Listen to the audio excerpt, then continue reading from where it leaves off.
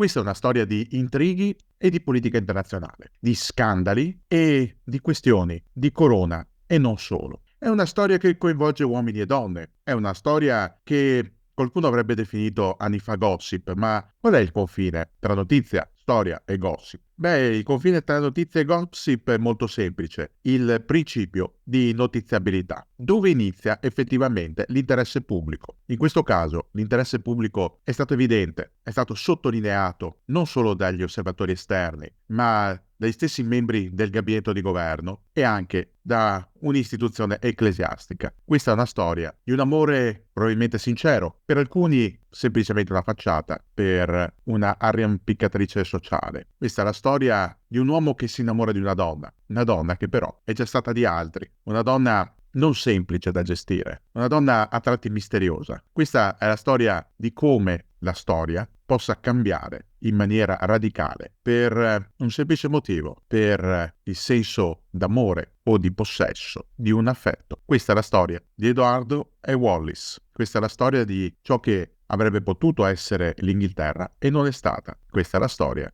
di Wallis Simpson.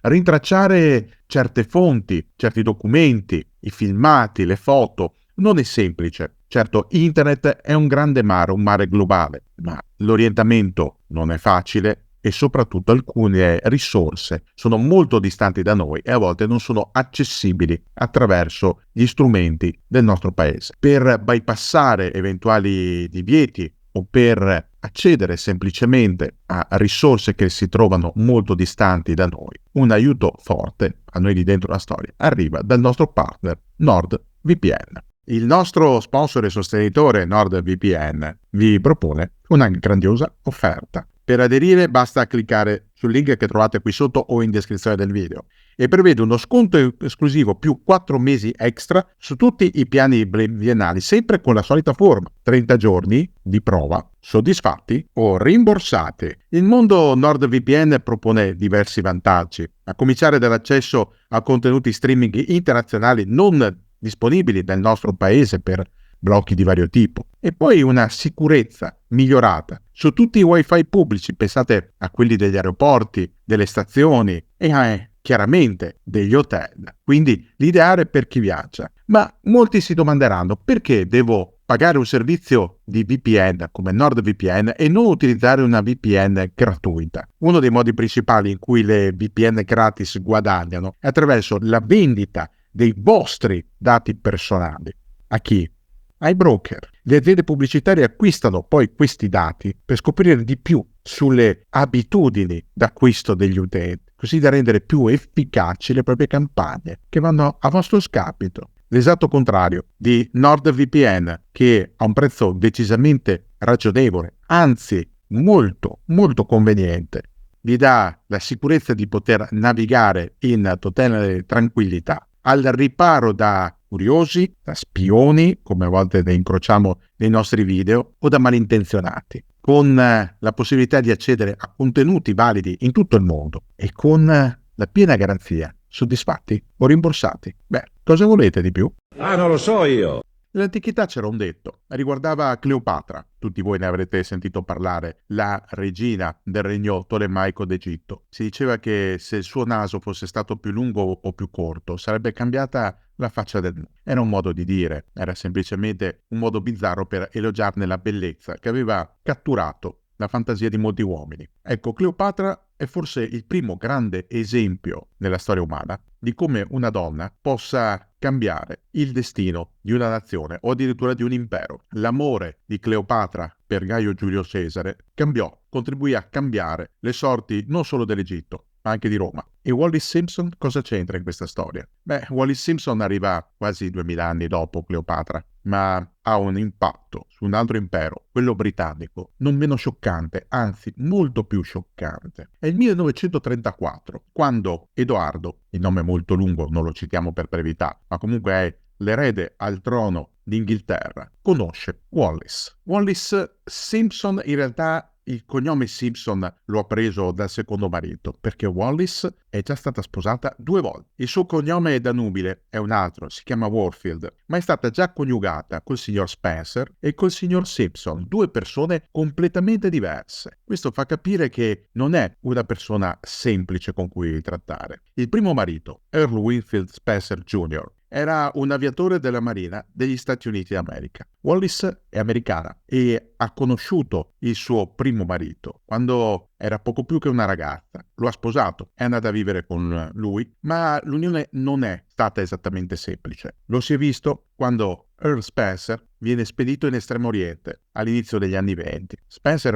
è un militare, ma è anche una spia. Viene inviato in Cina per monitorare la situazione della fragilissima Repubblica Cinese che si sta già disintegrando, divorata al suo interno dai signori della guerra. Wallis è una donna molto diversa dal marito. Non è fatta per il mestiere delle armi, non è fatta nemmeno per la diplomazia. Le piace la bella vita, questo sì. Secondo i biografi, le uniche parole cinesi che riesce a imparare nel suo soggiorno in Cina è ragazzo, versami altro champagne. Le piace bere, le piace frequentare l'alta società, le piace giocare a carte, frequentare il casinò, le piace anche frequentare altri uomini, oltre al marito. E questo è il motivo della sua rottura con Earl Spencer. A Wallis gli uomini piacciono al punto da intessere delle relazioni a volte pericolose. Una di queste relazioni è con un italiano destinato a diventare molto famoso, il conte Galeazzo Ciano, che non è ancora sposato con Edda Mussolini ed è in Cina come delegato del Ministero degli Esteri. È un diplomatico. Si racconta in giro del fatto che il conte Ciano abbia un fascino magnetico sulle donne. Probabilmente è vero. Quello che diversi biografi raccontano a proposito dell'incontro tra Wallis Warfield, non ancora Simpson, e Galeazzo Ciano è che vivono alcuni mesi di passione nel quartiere delle legazioni straniere. Spencer, il marito di Wallis, prima o poi queste cose le viene a sapere. Soprattutto viene a sapere che sua moglie ha abortito, incinta del conte Ciano. Certo, in futuro lo stesso Ciano, sua moglie Edda Mussolini, ma anche buona parte dell'apparato diplomatico italiano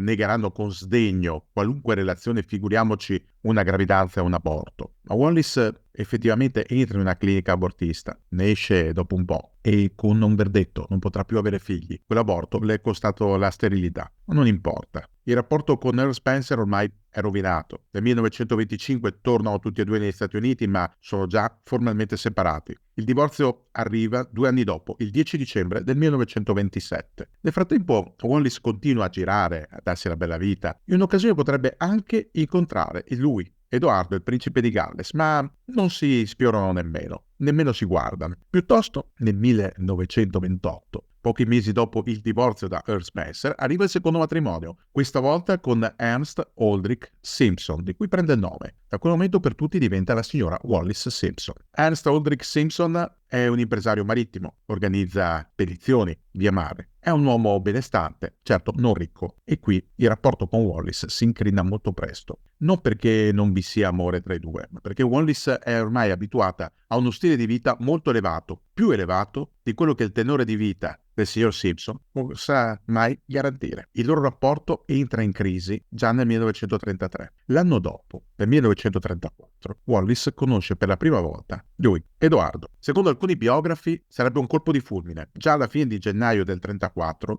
i due diventerebbero amanti. Secondo altri biografi invece si tratta inizialmente di un classico incontro di società. Successivamente tutto ciò si sarebbe tramutato in una relazione continuata. Quello che è certo è che Edoardo perde completamente la testa per questa donna. Arriva al punto di parlarne in famiglia, ma Edoardo non è un ragazzo qualsiasi, non è un uomo qualsiasi. È l'erede al trono d'Inghilterra, del Regno Unito, dell'Impero Britannico. Il padre è Re Giorgio V, l'uomo che ha traghettato l'Inghilterra attraverso la tempesta della Grande Guerra, attraverso i tumulti anche sindacali post-conflitto e attraverso le crisi economiche degli anni '20. È un uomo risoluto, Giorgio V, soprattutto è un uomo di forti tradizioni. Non ne vuol sentir parlare che suo figlio, l'erede al trono, frequenti una donna comune, non nobile, americana, e in più già sposata una volta, divorziata e sposata nuovamente con un altro uomo. Questo non può assolutamente accadere. Inizialmente Edward minimizza, dice che non è vero, che è solo una scappatella, che Tutto sommato, sì, hanno dormito assieme ma senza farci nulla. Le circostanze lo smentiscono. La servitù dei vari hotel e dei vari palazzi in cui i due dormono riferiscono che i due sono davvero amanti. C'è della passione, la passione è bruciante. Tutto ciò fa rapidamente il giro della corte. La corte britannica si ritrova spiazzata e scandalizzata dalla condotta di colui che un domani dovrebbe cingere la corona sul proprio capo.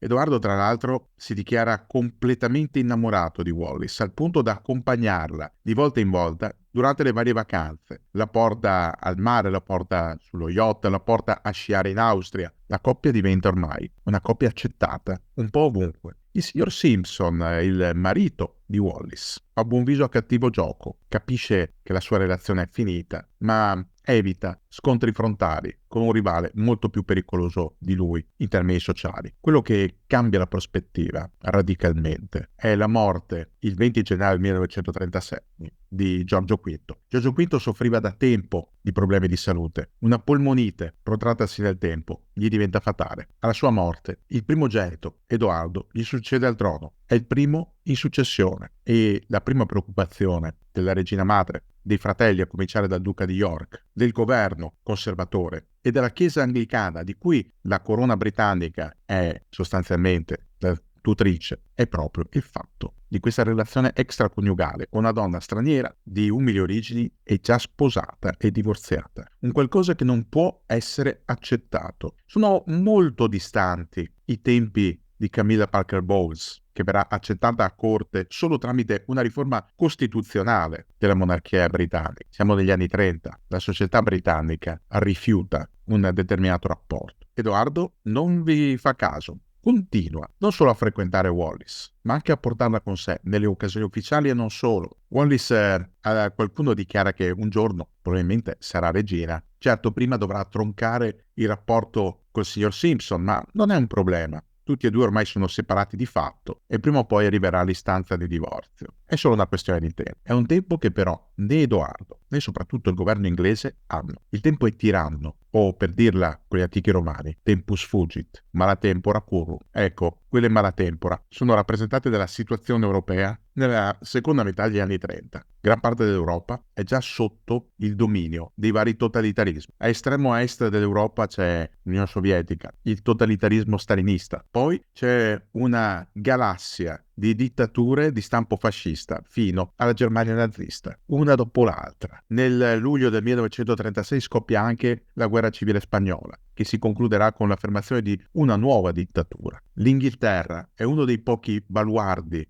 democratici rimasti nel vecchio continente. Lei, la Francia, i tre stati del Benelux, la Svezia, la Norvegia, la Cecoslovacchia sono ciò che rimane, assieme alla neutrale Svizzera, della democrazia nel vecchio continente. Il resto d'Europa, chi più chi meno, è sotto il tallone di qualche dittatore, alcuni molto sanguinari. L'Inghilterra non si fa remore e neanche illusioni, sa che una seconda guerra è alle porte. Ma come si può affrontare una crisi internazionale potenzialmente fatale con un sovrano debole e che pensa più alle sue scappatelle e al suo rapporto con la propria amante rispetto agli affari di Stato? Se lo chiedono in molti, se lo chiedono il primo ministro, i titolari dei dicasteri, se lo chiede persino l'arcivescovo di Canterbury, che ha una forte influenza sulla corte. Quel rapporto non va bene e va ancora peggio perché comincia a arrivare altri rapporti. Questi ufficiali, questi dallo Special Branch e da Scotland Yard. Il primo, che la signora Simpson, per quanto dica in giro di voler divorziare dal marito, non ha solo una relazione col re, ha una relazione anche con un certo Guy Trundle, un impiegato della Ford Motor Company. Ma fino a questo punto si può anche chiudere un occhio. Quello che disturba molto è che ogni mattina all'abitazione privata della signora Simpson arrivi un fattorino a recapitare 17 rose rosse per conto del barone von Ribbentrop, che in quel periodo è l'ambasciatore di Hitler a Londra. Quel segnale non piace a nessuno. Quel segnale viene colto da alcuni come se Wallis Simpson sia una spia nazista a Londra. Era una strategia di von Ribbentrop per indebolire la corona? O tra il nobile e la donna intercorreva un rapporto più intimo? Non lo sapremo mai. Nessuno dei diretti interessati ha voluto rilasciare mezza parola sulla questione. Il rapporto dello Special Branch finisce ben presto in un archivio. Edoardo non ne vuole sentir parlare, ma ogni crisi prima o poi va risolta, perché il rovescio della medaglia può essere la distruzione dall'interno di un paese. La crisi tocca il suo apice nel dicembre del 1936. Il gabinetto di governo decide di rassegnare le dimissioni, o il paese o Wallis Simpson. Non ci sono altre possibilità. Edoardo viene messo con le spalle al muro. Deve decidere se fare il re o fare l'innamorato, se vuole sposare un'altra donna. Una donna che non sia innanzitutto divorziata da mariti già viventi, cosa inaccettabile per la Chiesa anglicana, e che non abbia frequentazioni, diciamo, discusse, può andar bene. Ma la signora Simpson non può essere né la regina né tantomeno la favorita del re. Stanley Baldwin è categorico: il governo di Sua Maestà, in caso di un matrimonio, cadrà. Si arriva quindi alla crisi, allo sfociare della crisi che raggiunge l'apice il 10 dicembre del 1936. Edoardo non è riuscito a regnare nemmeno un anno, quando è costretto sostanzialmente ad abdicare. Pronuncia un discorso alla radio, un discorso ai suoi sudditi, in cui ammette la sua relazione con Wallis Simpson. Era il segreto di Pulcinella, lo sapevano tutti, ma nessuno aveva osato mai dire mezza parola. È lui a togliere il velo. Ho trovato impossibile portare il pesante fardello delle responsabilità e adempiere ai miei doveri di re come vorrei fare, senza l'aiuto e il sostegno della donna che amo. Queste sono le parole pronunciate da Edoardo alla nazione, poco dopo aver firmato l'atto di abdicazione. Gli succede il secondogenito, l'ex duca di York, che assume il nome di Giorgio VI. È Albert Berti, il balbuziente. Sicuramente l'avrete visto al cinema interpretato da Colin Firth nel film premio Oscar Il discorso del re. Ma che fine fa Edoardo VIII, come era stato già appellato all'atto di successione al trono? Fa la sua scelta, rinuncia al titolo e diritto di successione, rinuncia anche a poter tornare un domani sul trono qualora accadesse qualcosa al fratello, e ottiene il permesso di sposare Wallis, che nel frattempo ha divorziato ufficialmente dal signor Simpson. I due si sposano il 3 giugno del 1937 al Castello di Candé in Francia. È una cerimonia indimenticabile. Tra l'altro la data scelta era quella del compleanno del padre di Edoardo. Avrebbe compiuto 72 anni quel giorno. E questa scelta non piace alla famiglia inglese, non piace soprattutto alla regina madre, Mary, che ritiene che quella scelta sia un affronto, una volontà di sbeffeggiare ancora una volta la corte inglese, che ha rifiutato di far entrare Wallis Simpson al suo interno. Wallis, che ufficialmente non può essere chiamata Altezza Reale, per quanto le venga conferito un titolo di facciata. I due girano l'Europa, si danno la bella vita, hanno a disposizione una cospicua rendita, e proprio in questi giri d'Europa che si nota qualcos'altro che non va e che non piace agli inglesi. Non è solo lo stile di vita dispendioso di Wallis, ora sposa dell'ex re. No, sono le sue amicizie. Forse quelle 17 rose rosse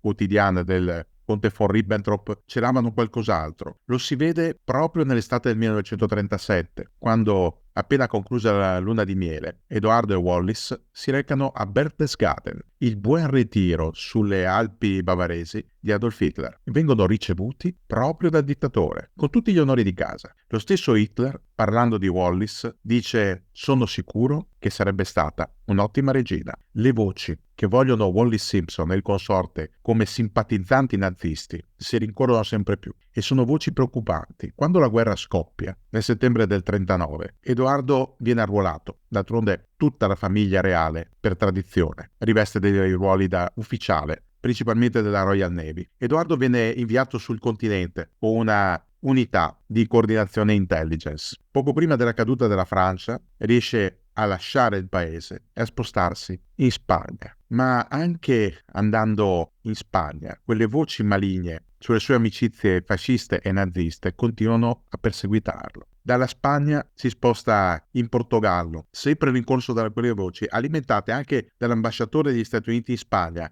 Alexander Weddell. Di un incontro, Edoardo gli riferisce che secondo la sua opinione la Francia aveva perso perché era una nazione malata al proprio interno. Parole che non piacciono alla corona britannica, che decidono per una sorta di esilio dell'ex re. Lo mandano alle Bahamas come governatore. È un esilio dorato, è anche un esilio in cui Wallis non solo capisce di essere sgradita, ma inizia a manifestare segnali di razzismo. Nassau diventa la sua Sant'Elena, si paragona a Napoleone in esilio, ma soprattutto a Nassau. Wallis inizia ad inveire contro la servitù, composta da persone di colore. Scrive delle lettere infarciste di epiteti razzisti riferito agli isolani, ai propri cari, alla propria zia, ad esempio. Sono lettere che quando diventano di pubblico dominio generano ulteriore scandalo. A Nassau, in quella gabbia dorata, Wallis resta a lungo assieme al marito. Winston Churchill si oppone a più riprese al rientro in patria dei due. Non ne vuole proprio sapere, soprattutto dopo che i servizi segreti lo hanno informato che Edoardo e la moglie sono stati ricevuti a bordo del proprio yacht da uno svedese, Axel Wenner-Gren, un noto simpatizzante nazista che ha svolto l'incarico di intermediario proprio per conto di Hitler per l'acquisto di acciaio svedese. È la classica goccia che fa traboccare il vaso. In Inghilterra Edoardo non potrà più tornare. Non lo vogliono più. Finita la guerra non finisce certo la storia di Wallis e di Edoardo, che continueranno a vivere assieme, ma lontani dall'Inghilterra. Tornano in Francia, al Bois de Boulogne, e lì continuano a dare le loro feste, a ricevere i loro amici. Vivono una vita spensierata, fino alla morte di Giorgio VI, che muore anche lui piuttosto giovane, di malattia. Wallis non va al funerale del re e non va nemmeno, e neanche suo marito in questo caso, all'insediamento della nuova regina, Elisabetta II. Si mantengono distanti, sanno di non essere ben voluti e di non essere ben visti a Londra e in tutto il Regno Unito. Wallis Simpson, anzi Wallis Windsor e Edoardo vivono assieme fino al 1972, quando Edoardo è vittima di un cancro alla gola che lo porta alla morte. In quell'occasione, col feretro che ritorna a Londra, a Wallis è consentito di tornare nella capitale britannica solo per il funerale. Si intrattiene a Buckingham Palace sostanzialmente solo per la veglia funebre, i funerali e un paio di giorni successivi alla tumulazione del feretro. Negli anni successivi Wallis si isola, diventa sempre meno mondana, è afflitta anche da una forma sempre più evidente di demenza senile. I suoi ultimi anni sono vissuti quasi da reclusa. Certo, aveva abbastanza sostanze per vivere in maniera agiata, ma non voleva più vedere nessuno. E quei pochi personaggi che erano autorizzati ad accostarsi a lei continuava a ripetere: avrei potuto essere regina, ma così non è stato. Non lo è stato per tanti motivi, per la legge della Chiesa anglicana, per le norme che regolano la monarchia britannica, per questioni di Stato, per questioni di politica internazionale, per amicizie sbagliate o pericolose, per frequentazioni equivoche e per certi sospetti mai del tutto scomparsi, come nuvole nere attorno al suo capo. Wallis muore il 24 aprile del 1986 al Bois de Boulogne, a Parigi. È vittima di una polmonite bronchiale. Quando esala l'ultimo respiro, ha 89 anni, tutti vissuti, o almeno in maggior parte, in maniera avventurosa, come una donna sicuramente emancipata, diversa dal periodo in cui ha vissuto. La memoria di Wallis Windsor, già Wallis Simpson, già Wallis Spencer, nata Warfield, arriva ai giorni nostri come quello di una donna forse libertina, sicuramente determinata, probabilmente innamorata, accusata di essere una arrampicatrice sociale, accusata di essere una nazista, emarginata dalla corte inglese per tanti elementi di dubbio. Resta in tutti noi l'interrogativo: cosa sarebbe stato dell'Inghilterra, del Regno Unito, dell'impero britannico con Edoardo al posto di Giorgio VI, con Edward al posto di Bertie, con eventualmente una regina come Wallis? La seconda guerra mondiale avrebbe avuto lo stesso epilogo. Il disfacimento dell'impero britannico avrebbe avuto una sequela di indipendenze quasi tutte incruente. Il rapporto interno con la società avrebbe subito dei contraccolpi. Le questioni economiche, finanziarie, le crisi sindacali sarebbero state gestite allo stesso modo. Soprattutto, cosa sarebbe stato dell'Inghilterra come modello, come nazione, come guida delle nazioni alleate durante il conflitto, con un re e una regina sospettati di connivenza con Berlino? Non lo sapremo mai. Giorgio VI è stato un ottimo re. Tutti i britannici lo ricordano con grande affetto, al di là dei suoi problemi di pronuncia. Giorgio VI seppe prendersi un ruolo non facile e la simpatia del popolo, anche con i propri difetti, ma con la ferra volontà di non arrendersi mai. Non possiamo sapere cosa sarebbe accaduto con Edoardo VIII e una eventuale regina Wallis al suo fianco. Possiamo immaginare, magari sarebbe stata un'Inghilterra più debole, succube, magari l'Inghilterra avrebbe chiesto la pace separata, oppure, chi lo sa, magari Edoardo avrebbe stupito il mondo e anche i suoi compatrioti, dimostrando polso nel momento più duro, nell'ora più buia. Non lo sapremo mai.